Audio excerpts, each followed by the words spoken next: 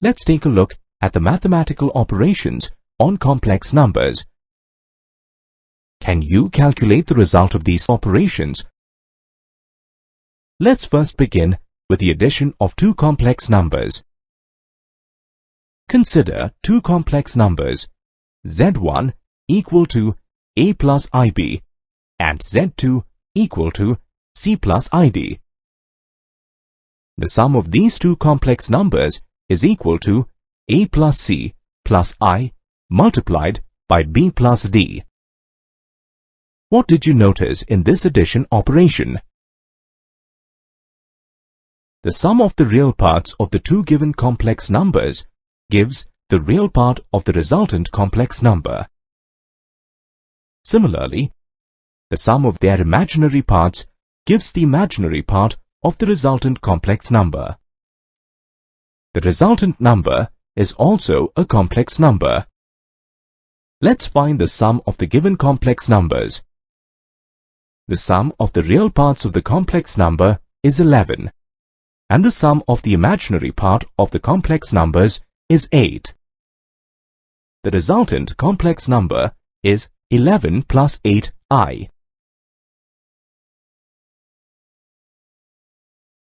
Let's look at the properties of addition of complex numbers. The sum of two complex numbers is also a complex number. Therefore, we can say that complex numbers are closed under addition. The commutative property of addition states that two complex numbers can be added in any order.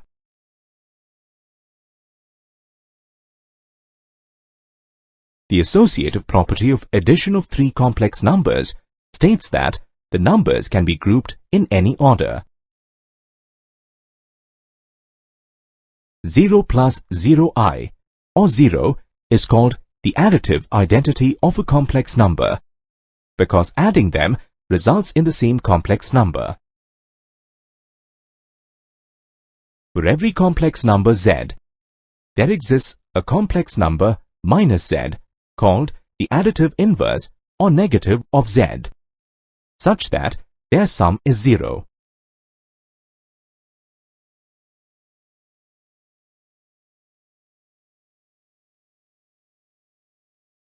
Next, we'll find the difference of two complex numbers. Consider two complex numbers, z1 and z2. To subtract z2 from z1, first find the additive inverse of z2 and then add it to z1.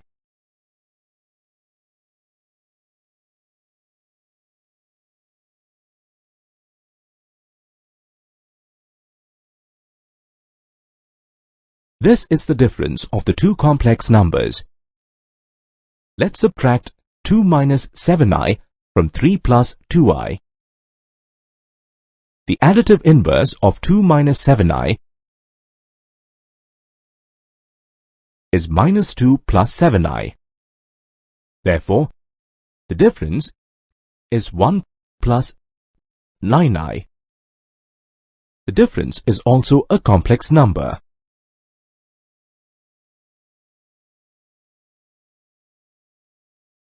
Next, we'll multiply two complex numbers. Consider two complex numbers, z1 and z2. The product of the complex numbers z1, z2 is equal to ac minus bd plus I multiplied by ad plus bc. Let's look at an example. Here we'll multiply 1 plus 4i by 3 plus 2i.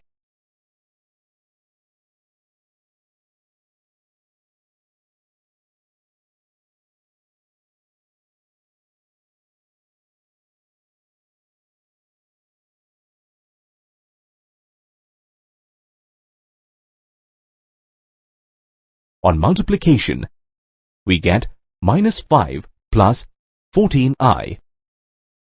The product is also a complex number. Let's look at the properties of complex numbers under multiplication. On multiplying two complex numbers, the product is also a complex number. This means that complex numbers are closed under multiplication. The commutative property of multiplication states that two complex numbers can be multiplied in any order.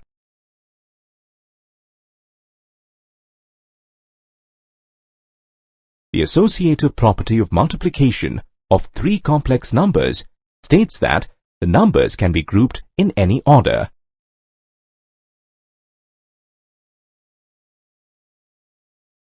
One plus 0i, or 1, is called the multiplicative identity of a complex number, because multiplying them results in the same complex number.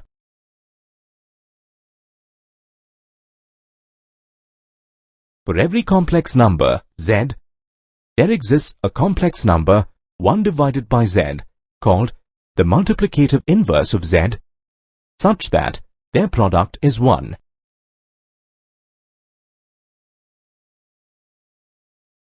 For any three complex numbers, multiplication is distributive over addition.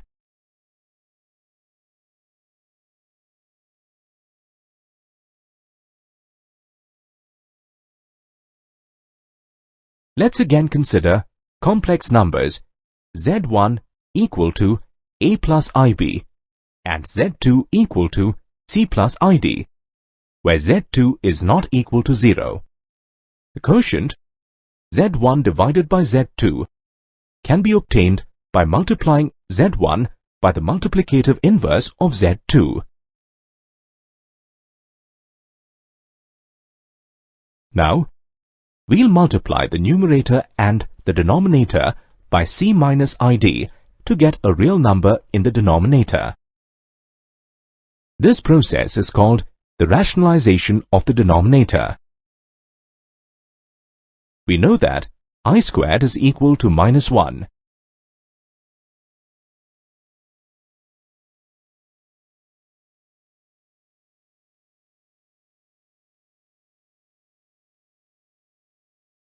This is the required quotient, which is also a complex number.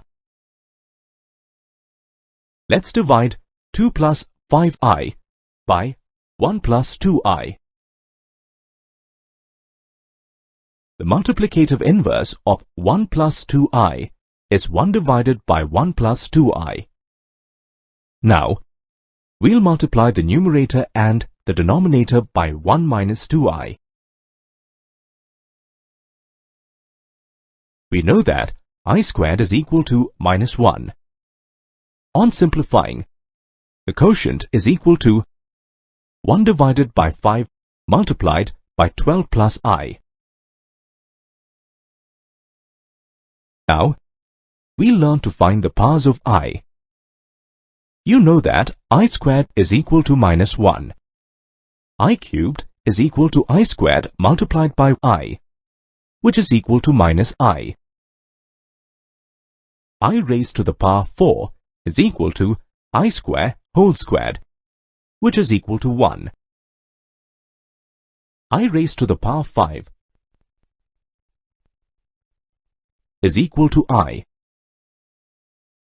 Similarly, I raised to the power 6 is equal to minus 1, and so on. I raised to the power minus 1 is equal to 1 divided by I.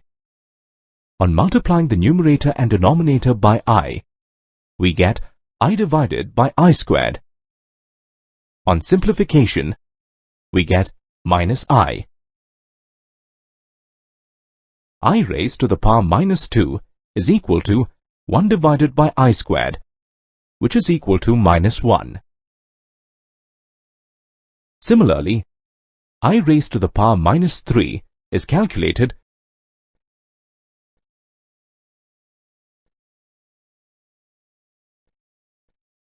as I, and so on.